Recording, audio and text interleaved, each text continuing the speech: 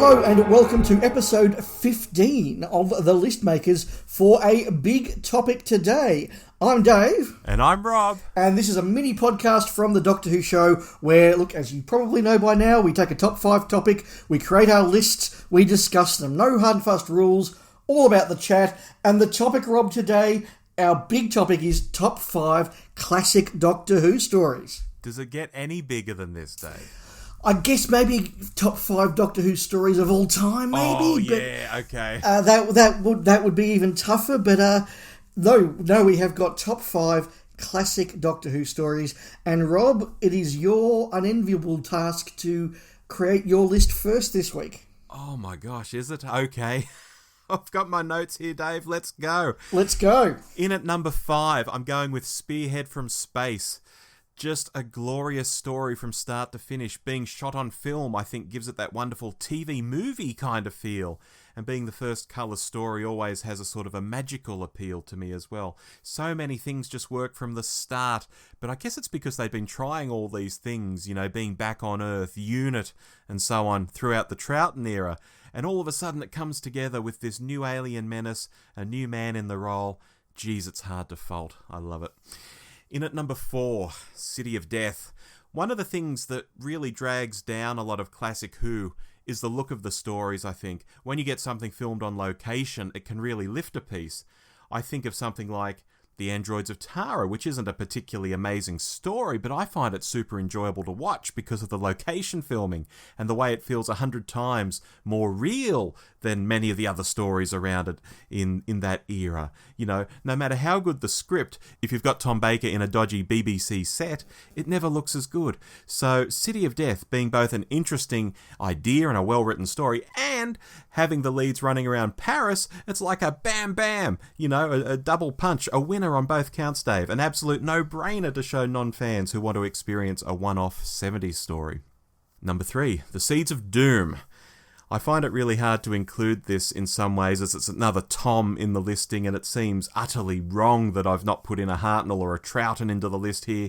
But this story is, I think, gosh, I don't even know the right word. It's certainly grotesque in places. It's scary. It feels like you imagine all 1970s television was. And certainly there's this feeling that it's the more adult side of Doctor Who. And isn't it crazy that this was a kids show, you know, rating its ass off? I think over 10 or 11 million people were watching the episodes in this sort of period, or for this story particularly. That's just crazy. Including young kids. Including young kids! So it feels like an important story to have here, even though I may love Pyramids or Wang Chang or Fang Rock or whatever, also from Tom's era. This feels maybe a bit more epic, perhaps? I don't know. In at number 2, Remembrance of the Daleks. I go on about this story a lot, so I promise not to do so here. In part, this is due to when I saw it. I really came into fandom around the time of season 23, which was such a misfire. Then we had the trauma of losing Colin, and the New Boys' first season wasn't so great. Then we got to season 25, and it's like, what happened? Seriously, did the production office stop taking silly pills? You know, what has happened? This is 5 times better than the stories from the previous year. How? Actually, I don't care how. Number 1. Number 1. Number 1. People are going to get this. Caves of Androzani. People are going to roll their eyes at this, Dave, either because they know I love Davo and they think I'm one-eyed on the topic, or they reckon the story is overrated or whatever, but this is my genuine point of view. I know, well, I think so many things come together here. The Doctor and Peri are working so well together. The Davo Doctor finally hits his stride in his final story. Sharaz Jek is the nutcase we all needed to have. The shady dealings between Androzani Major and Minor feel quite realistic. John Normington is amazing. There's real peril going on. I've said before how I like the Doctor's clothes getting all messed up, like he's actually in a real environment and not just walking pristine through an adventure. It just feels so good to me, so right. And again, there might be eye rolls out there as I say all this. There may be people saying that's not what Doctor Who should be. I get all of that, and I don't care. This is my number 1. It's fantastic. Wow, that's quite a list. I'm fired up, Dave. You are fired up. This is good. How many snaps do you reckon I've got with you? 2. 2. Okay, well, we'll find out. Okay. So, my list. starts with a snap, so there's at least one. Yes. Number 5, I have also got The City of Death for all the reasons that you noted about the production, about Paris, about the location filming. But beyond all that, it is just such a wonderful, witty script. It is a witty script. It's not a comedy in that everybody's going around and just doing it for the laughs. It's a witty script in that it is a serious piece of drama that is done in a witty and clever way. Mm-hmm. It's obviously written by Douglas Adams. That's a big deal. The cast is absolutely superb. Almost every one of them is a recognisable name actor who's gone on and known for bigger things. But you feel as though everybody in the production has seen how good this is going to be and all taken it to the next level. The music, the model work, the special effects, the costuming, it all just comes together. And look, I have to quote that line from the Discontinuity Guide. Just when you think it can't get any better, John Bloody Cleese turns up. Exactly. My number 4 is The Dalek Invasion of Earth. Oh, yeah. I think this is as good as the Hartnell era gets. I think it's as good as the Daleks get. I think when you look at what the show was doing at this point, it is absolutely confident and in charge, and it's daring to do things. The location filming, again, as you mentioned with City of Death, the location filming here around London is just extraordinarily good and really makes this feel like an epic sort of story. The Daleks are never more evil, wicked, nasty, and successful as they are here. They have actually invaded the Earth successfully, and that gives their credibility a lot. And I think you've got a really strong TARDIS team that just works in a really epic adventure. This is amazing 60s television. Mm-hmm. Number 3, a beautiful in some ways story, and another one that's just so well written, and another Tom to add to the list. Yeah. That is The Robots of Death. Oh, yeah. Great. I sometimes sort of say to myself, does this deserve to be as high on the list as it is? Because it doesn't seem to quite have the epicness of an Androzani or something like that. Mm. But there's nothing here that I think isn't perfectly done, and nothing here that I wouldn't change. The script is, again, clever, intelligent. The characters are real characters. The world we're building here is perhaps as good as world building in Doctor Who gets. The way that the director has just gone full blow with the Art Deco surroundings and the costuming and everything. It just looks gorgeous without being expensive. And again, I just wouldn't change anything. This is an incredibly watchable piece of Doctor Who. Mm-hmm. Number 2, The Seeds of Doom. Hey, we got 2! We got 2. And look, I think that this is just an extraordinary piece of Doctor Who. You're right in that it's a very unusual piece of Doctor Who, but so is Caves of Androzani. In some ways, so is City of Death. Yes. They are standout stories because they are pushing the format out there. And this is, again, just beautifully made. The casting is exquisitely good. The characters are good. The location filming is effective. The music by Jeffrey Bergen is really effective. The Doctor is desperate. The Doctor is still funny.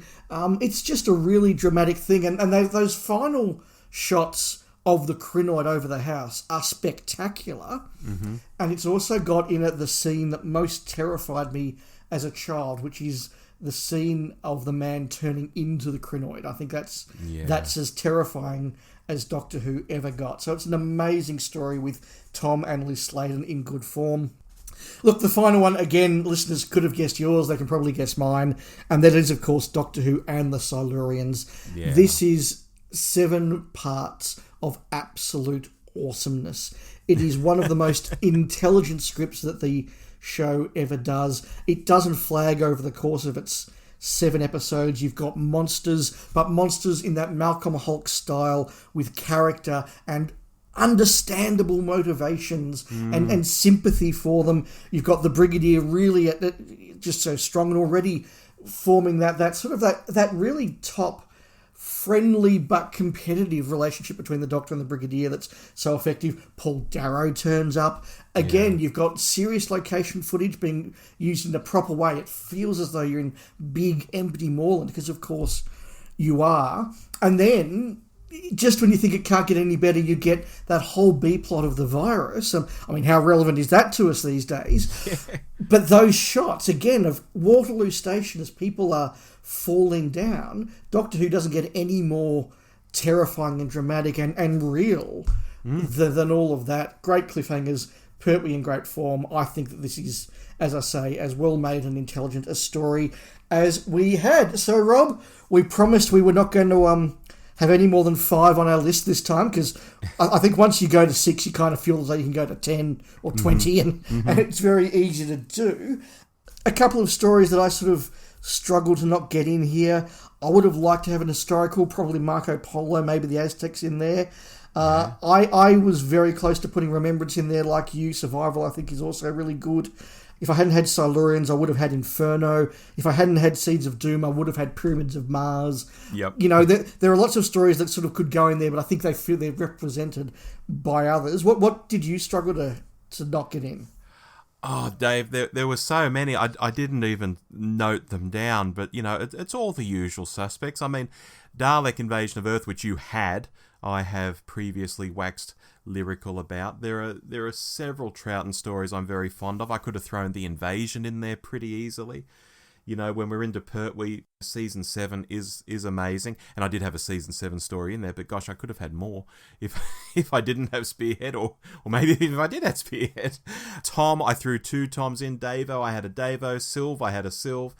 Colin was probably the more problematic one. I think there's probably only 2 good stories in his first season, and then Trial is a bit ropey. So yeah, they were my basic thoughts on that. I wanted to pick up on, you know, I mentioned City of Death being good because of the location stuff, and you agree. But then one of your choices, Robots of Death, is like a studio-based thing. But I think that's a very clever thing, because it's meant to be all enclosed in this space that they can't go outside of, because outside is so hostile. You know, the environment is so hostile. They can't go out, so they've got to be indoors. So you accept that it makes sense. You know what I mean? You do, and it also adds to the claustrophobia of the story, and that you know, base under siege, trapped in a small confined space part of the story. Although we should note the model work with the Sound Miner is really good. Yeah. But the other thing is, they say, okay, if human beings are trapped inside an environment for a prolonged period of time, how would they make that environment look? And they would put out couches. They'd have pretty walls. They'd have nice designs. They'd have nice, good-looking robots. They'll, you know, have fancy clothes, things to sort of alleviate the drudgery of what they're doing. And so I think you're right. It does all pull together and work really well. But it is a thing in common. You go through most of our 8 picks, and they are almost all recognised for strong location footage. Yeah, well, I'm looking at Remembrance. That certainly is. Caves has studio stuff, of course, but that's representing caves. When they're outside the caves and running up and down those sand hills and, you know, people shooting machine guns at Davo, that's all outside. That looks great. Yeah, and even though it's just another sand quarry, it's directed in such a way by Harper that it feels like a big sand quarry. You know, it feels like a planet, and you actually do feel as though you're moving from dune to dune and place to place, and so that's really effective. But look, Rob, you did pull up there just on Doctors. Again, across the 8 picks, 5 of them in the 70s, 3 Toms and 2 Johns. I don't think that's any accident, to be honest. No. Look, I think that, I mean, these are eras of the show that are well regarded for the collaboration of producer, script editor, and lead actor. And indeed lead actresses as well. I mean, you think about how many of these stories have got Sarah Jane in them, for example. How many have got other strong companions, which says a lot. We got a Hartnell in there. As I said, I could have had another very easily. I'm disappointed we got no Troughtons between us. And I think, had we known we were going to have 2 snaps, and so we were only having 8 picks between us, I would have then thrown in a Tomb or an Evil. You would have thrown in an Invasion. And, yes. and I think we would have got there. McCoy, we've got one in there. I could easily have had Survival. I'm with you on the Collins. I hate to say it, but there just isn't a Colin that is top 5 worthy in my view. I think Varys is good. I think he is good in Vervoids, but it's not an awesome story. You said it's good within the season, but it's not good overall, maybe. Yeah. Look, I mean, I think the 6th Doctor is at his best as a character in Vervoids. Yes, absolutely. And it's probably the best story of Trial. Is it as good as, you know, Remembrance of the Daleks or Caves of Androsani? Sorry, it's not. It's not. Any thoughts that come to your mind about the whole list? Oh gosh, I'm just looking at my picks here and then yours. the ones you had that I didn't, Dalek Invasion of Earth, Robots of Death, Silurians. It was a real toss-up, I guess, to have another John in there or another Tom, because I keep coming back to what you said a moment ago about the 70s. It really is the great era of the show. And like I said about Seeds of Doom, 10 or 11 million people were watching that story. Yeah. You know, when I looked it up and reminded myself, I was like, yeah, the ratings were just through the roof for this period. So I'm not really surprised by where we've gone. The Pat thing is a bit problematic because he is so good.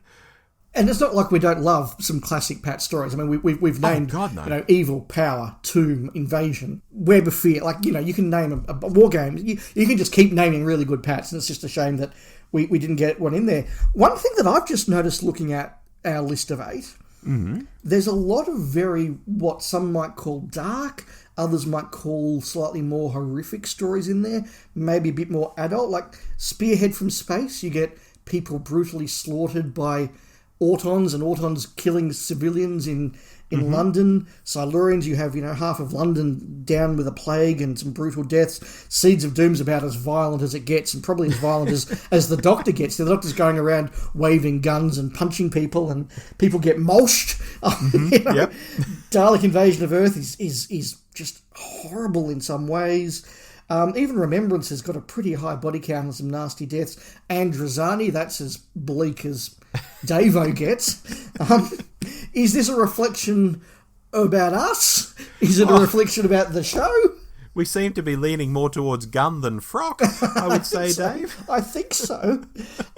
City of Death's probably the only frock in there, and even that's got a few punches. Yeah. Thanks to Duggan. Thanks to Duggan, yeah. Is it because we're all grown up now and we like to pretend that Doctor Who is a serious grown up thing, or are they just better stories, and when there's a bit more nastiness and violence and tension, the drama feels a bit amped up? Oh, well, we could talk about this for an hour on its own, Dave. The whole gun and frock thing, and what's best, or why do we lean towards things. I think it's because if you're in a dangerous universe, or here on Earth with aliens coming to us, and those things are dangerous, then they should be shown as dangerous. You know, I know it's fun to have these romps and runarounds, and isn't this so jolly? And I think of something like Love and Monsters in New Who, and, you know, the Absorbaloff is very much a comedy thing, even though it's terrible and absorbing people. But I like to think that if a Dalek is trundling around, you know, driving through walls like it's a little tank, you know, blowing people away, that you show that, and you show that it's a real thing, and it's scary, and it's horrible. That's what it is. You know, to have all these concepts that are meant to be scary, but you don't show them being scary, or you don't show them being violent, it's kind of like pulling a punch. I think that's about the best way I can describe it. Yeah, it's like writers pulling punches, and I think, why are you pulling punches? This is a deadly thing. Show it being deadly. Otherwise, why are we doing it? Yeah, look, I'm with you. I think there's a reason why so many of those Dalek stories are right up there in a lot of people's lists, certainly on mine, I think on yours. And that is because there's something a bit terrifying about, you know, one Dalek is enough to exterminate them all, and they're going to come through and, okay, this is a bit more serious, and I'm going to sit on the edge of my seat or clutch my pillow a little bit tighter, or, I mean, I'm not going to hide behind the couch, but, you know, that's the expression that people use. So I think that is another theme that we've seen in our list as well. So look, that was a lot of fun, but time is rapidly running out. Gosh, that was quick. It was, so time to pull another topic from Turlo's Hat of Rassilon. Yes. Ooh, a New Who topic next time. Okay. Top 5 New Who writers. Oh, ooh. Okay. So, listeners, we will be talking about top 5 New Who writers next time. Until then, I've been Dave. And I've been Rob. And we will make some more lists shortly. Farewell. Goodbye.